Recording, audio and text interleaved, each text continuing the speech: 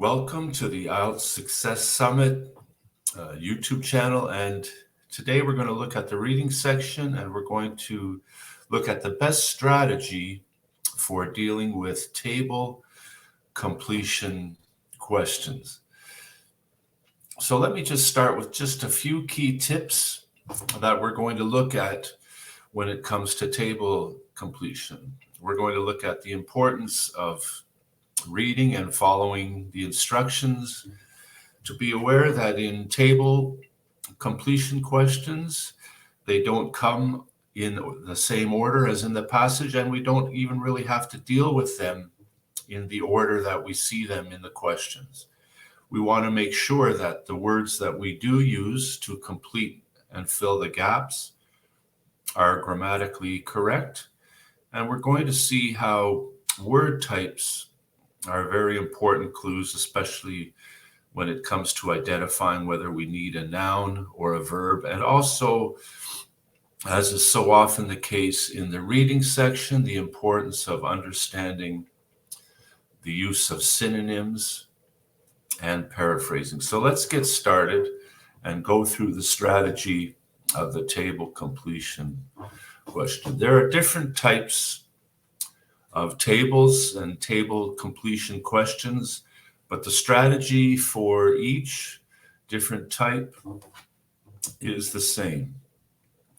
So let's start. We always begin, and reading the instructions is very important throughout the IELTS exam, because an important part of the criteria for every type of question, every section, whether it comes to writing or listening or speaking, is task achievement. So we want to be careful, especially when we read the instructions, that we see the number of words that we're allowed to use and where we will find these words.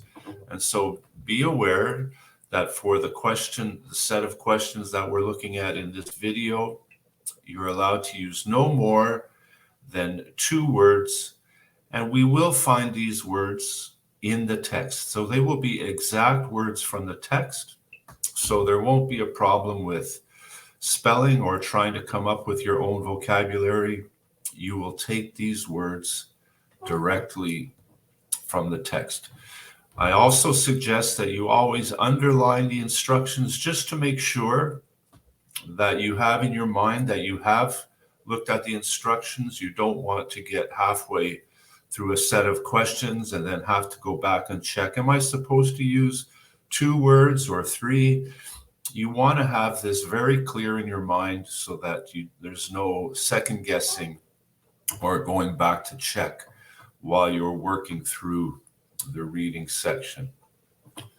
So first of all, when you have a table, first thing you want to do is just check the layout and the content of the table, just to make sure that you're aware of the type of table that you're dealing with. And this will give you a better idea of how you're going to look for questions. For example, this table is a process. So the questions in this case, which is not always the case, but in this case, when you have a table that describes a process, the questions will be found in order in the text. So we're looking at a process, and one of the first things you always do as you look at the layout and the content is, if you see any labels or and especially the title, you make sure that you mark them and underline them, just to get you started on knowing exactly what you're dealing with. And then we come to our keyword strategy. And again, we've underlined the title, and we know that we're dealing with flight attendants and the recruitment process. So we're going to think about this process and underline parts of the process that we're going to be looking for. So in the first question, we underline go online to complete something. And then we know that in the next part of the process, candidates are invited to do something. So when you're thinking about a process diagram like this one, we're looking for actions and things that are required for the candidate as they go through the process. So when you have a process table, you can even just start thinking to yourself, okay, I'm going to be thinking about the different steps or actions that candidates are going to have to go through. Now, we're only going to be looking at 2 questions at a time and only different portions of the passage at a time. But the next step, after we've looked at all the questions and underlined all the keywords, is that we go to the passage and we begin to skim the passage. And we're going to just look at this portion.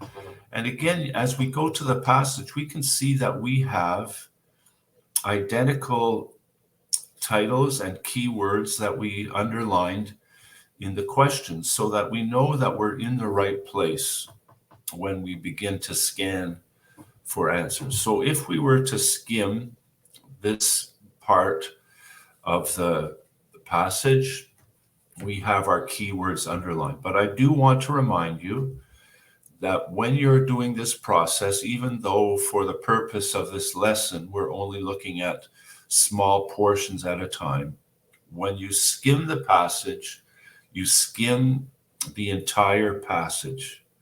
Okay, you only want to do this process once. So you skim the entire passage, marking all the keywords that are important. And when you skim, you're reading every word as quickly as possible and marking the words that will give you help you identify the key information. And just a note that, as I always mention, when it comes to skimming, and it comes with practice, you want to make sure that you don't mark too many words, because if you mark too many words, you won't find the specific information you're looking for. And you also want to make sure that you don't mark too few words, because if you mark too few words, you won't find all the information that you're looking for. So practice and learn to find the balance for marking keywords when you skim the passage that works for you. And again, practice is so important when it comes to preparing for the IELTS exam, because this will help you identify and adjust the technique for your specific abilities and approach. So now we want to look for the answer to the first question. We have our keywords identified in the passage. We have operational demands. And remember now how nouns and adjectives, especially adjectives, are so important in narrowing down the information.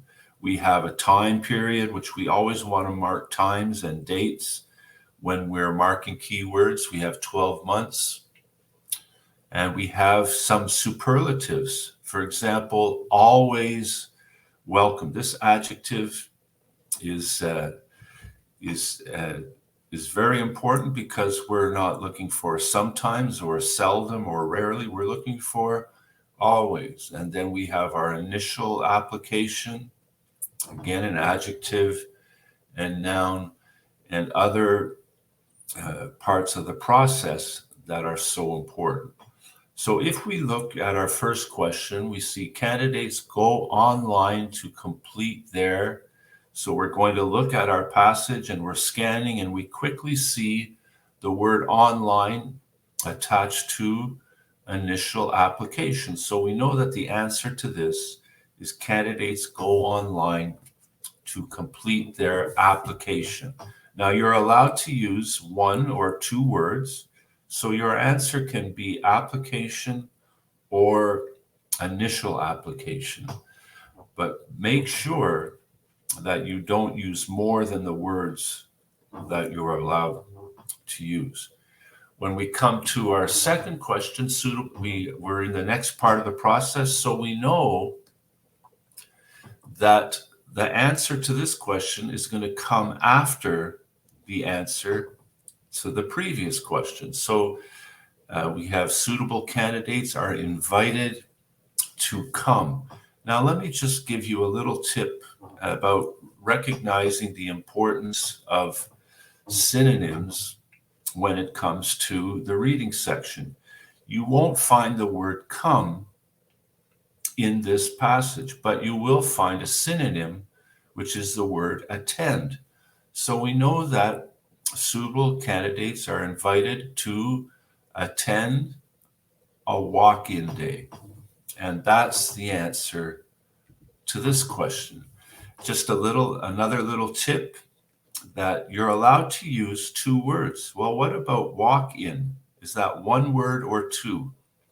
Well, a hyphenated word is considered to be one word. So that's just another little thing to be aware of. If you have a hyphenated word, that's considered one word. So walk-in day is a suitable answer. So let's go to the next set of questions. We have two more questions. And here's where an adverb is a good is being used. Satisfactorily completed. And then we have a location. And again, if we have a proper name, when it comes to keywords, we always underline proper names, whether it's a person or a place. And in this case, we've underlined assessment center. And then we see that the next thing in the process is to undergo a medical check. So we're looking for the pieces in the process. And again, as we go to the passage, we know that these answers are going to come after the previous. So let's go to the portion of the passage where we would find these answers. And again, remember, you've already skimmed the entire passage, and we will have underlined some of these keywords. Walk-in day, brief presentation. Again, the adjective and noun combination. The same thing applies to short interview. We've underlined 10 days because it's a time or a period of time. We've underlined the proper name of the place, assessment center. We have swimming test before.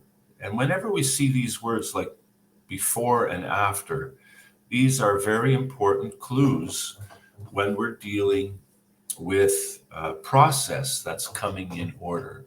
And then we have attend an interview, and we have references and attend a medical check. So we can see lots of different things in the process. And just using those clues like before and after, we're identifying the order in which they come. So let's look at question number 23. So after having satisfactorily completed something, the candidates go to the assessment center. So what we want to do is look for assessment center, and we see that they're invited to the assessment center. And if we look before that, we'll see that they've completed an interview and the walk-in day. So what's our answer to number 23? It's the swimming test, because the swimming test comes directly before attending at the assessment center. So our clue in the passage is before, our clue in the question is after. So now we know that we have the answer, swimming test. So don't underestimate how important those process words like before and after are when you're completing a table like this. And then we have the word then, which means something else is coming. Kiwi Air then asks for something, and candidates are required to undergo a medical check. So we're going to look for medical check and work our way backwards again. And we have verbal references are requested. What's the answer? Verbal references, because it says requested is a synonym for being asked for something. Kiwi there, then asks. So asks and requested are our clue for the answer to number 24. Let's do a couple of more questions. We want to underline our keywords. So we have immediate need, successful candidates, again, adjective and noun combinations. And then the next part of the process are put into something. And then we have a time when the need arises. And then again, after which they may be offered a job. So these are all keywords for describing a process and keywords for helping us identify the key information. So we're going to go to our passage again. We've skimmed it and underlined the keywords. There may not be a need.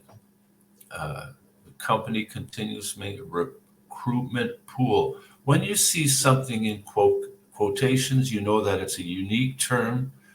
And in some cases, in different types of topics and passages, it'll be a technical term. But when you see these unique terms, always underline them, because they will be a good clue. And these unique words rarely have a synonym. They may never have a synonym because of their uniqueness or if they're a technical term. So they're always a good source for identifying key information. We have another part in the process completed, and the assessment center, and then candidates are contacted and attend a full interview before a decision. So we're always looking for these process words. So if there's no immediate need, successful candidates are put into a recruitment pool. So we can see how that unique term is exactly the term, that specific term is exactly the term that we need as the answer to this question. And then we go to our final question. When the need arises, these candidates then will be given and then after which they may be offered a job. So what do they need before they're offered a job? A full interview. So you can see how this process and these keywords can work very effectively and efficiently for helping you find the answers to table completion questions. I hope you found this helpful. If you have, be sure to subscribe to the YouTube channel and check out the other videos for different question types in the reading section. All the best in your journey as you prepare for the IELTS exam.